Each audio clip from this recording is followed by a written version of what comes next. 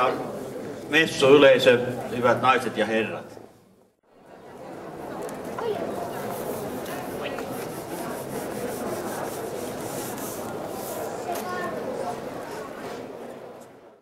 On ylpeä, että olemme päässeet esiintymään tässä heti näin hyvän avajaispuheen jälkeen messuyleisölle.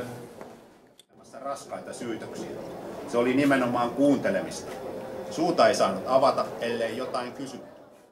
Hän on siis Raakel Liekki, jolta on julkaistu kirja Hyvän olon seksi.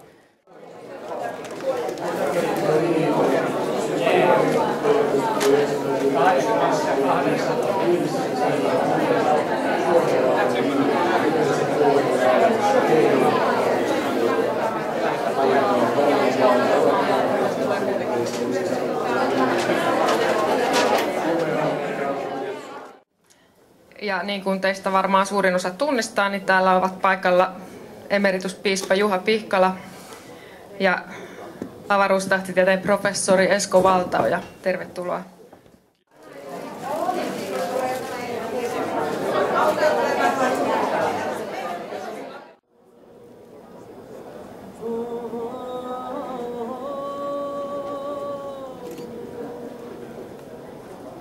Maria sytyttää tulen rannalle.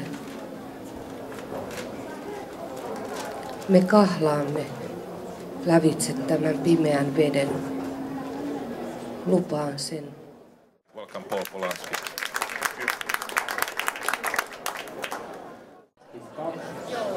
Isä on syntynyt 1854.